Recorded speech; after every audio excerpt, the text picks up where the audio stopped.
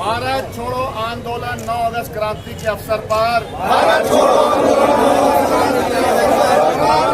ज्ञात अज्ञात अमर शहीदों को श्रद्धापूर्वक नमन करते हैं, जिन्होंने देश को आजाद करने में अपने प्राणों की आहुति दी थी। हम भारत की एकता एवं अखंडता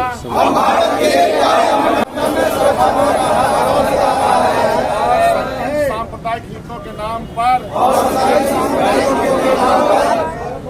इन लोगों द्वारा किसी न किसी बहाने आज आप लोग सदाकत आश्रम से लेकर सतमूर्ति तक तिरंगा मार्च निकालेंगे।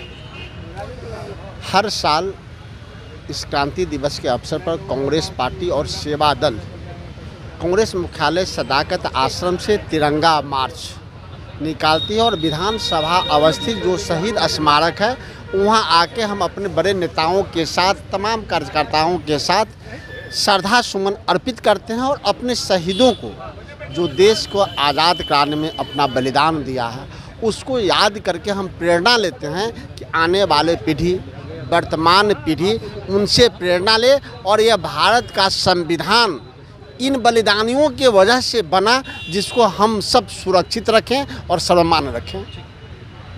छोड़ो के नारों से देश का चप्पा चप्पा गूंज उठा था।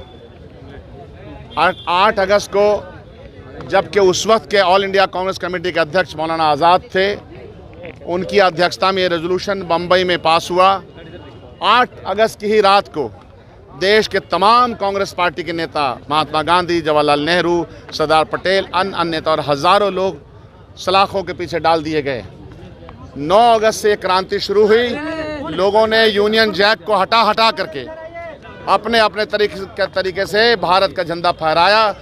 भारत के झंडा को फहराने में और 9 अगस्त में अंग्रेज़ों के खिलाफ भारत छोड़ो आंदोलन के क्रम में हज़ारों लोग शहीद हुए। ये 7 जो सतमूर्ति है, यह नौजवान भी पटना विश्वविद्यालय के हैं और दूसरे जगहों के, इनकी शहादत भी हुई। यह देश और देश की आज़ादी बड़ी मेहनत से हमारे पुरखों ने हासिल की है, जान की बाजी लगा के, दौलत की बाजी लगा करके, फांसी के फंदे को चूम करके। आज भी उस आज़ादी को, उस संविधान को बचा के रखने की कोशिश है।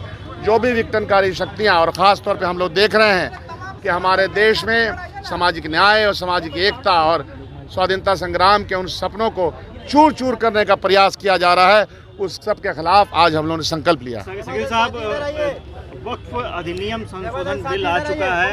जेडीयू के जो वरिष्ठ नेता है ललन सिंह ने साफ तौर पर कहा है कि इसमें कहीं भी मुसलमानों का हक नहीं माना जा रहा है और इसमें कहीं भी मुसलमान के जो गरीब वंचित तबके हैं उनको हक दिलाने की बात। इंडिया गठबंधन ने एक स्टैंड ले लिया। स्टैंड न्याय योचित है। यह जो दान की ज़मीनें हैं, जो हमारे पुरखे जो हिंदू हैं और मुसलमान दोनों ने दान किया हुआ प्रॉपर्टी इसलिए दिया कि उसको समाज के काम में लगाया जा सके। बिहार में वक्फ की प्रॉपर्टी पे सरकारी स्कूल भी चल रहे हैं, तो गोया के सुविधा के लिए हमारे बुज़ुर्गों ने स्कूल में, कॉलेज में, जगह जगह पे दान दिया। इसका ऑलरेडी कॉन्स्टिट्यूशन में इसकी जगह दे दी गई है। इसको माइनॉरिटीज़ के लोग जो इसका देख रेख करते हैं, उनकी पोजीशनिंग संविधान के अंदर आर्टिकल के द्वारा दिया हुआ, ये सब बहस हो चुकी है। भारतीय जनता पार्टी को अगर इसका नाम रहता वक्फ इमलाक नहीं रहता, दान रहता, तो तुरंत ये भाषा बदल जाती।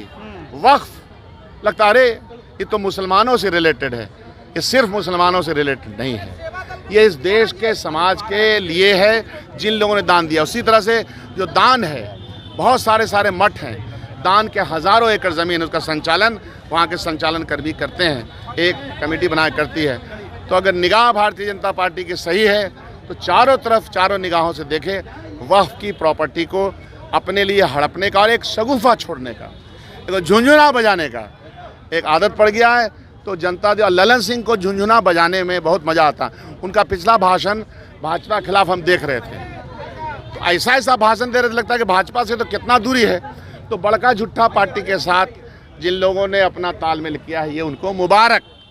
यह लोग अपॉर्चुनिस्ट लोग होते हैं।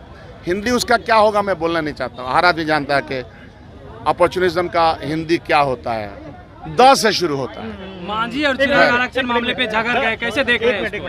द से शुरू होता है तो क्या संकेत आप हम कुछ नहीं बोले, हम तो भाषा के ज्ञानी लोग हैं, तो यह बात समझेंगे कि कुछ शब्द द से भी शुरू होता है, म से होता है, ह से होता है, क से होता है, ख से होता है, क ख स तक से भी होता है, कुछ शब्दों की शुरुआत कहीं से होता है। तो इसीलिए वो तो ललन बाबू हैं, तो उनको जब मौका मिलता है कभी इस पार कभी उस पार, कभी इस गली कभी उस गली, तो उनको आजकल मज़ा आ रहा है।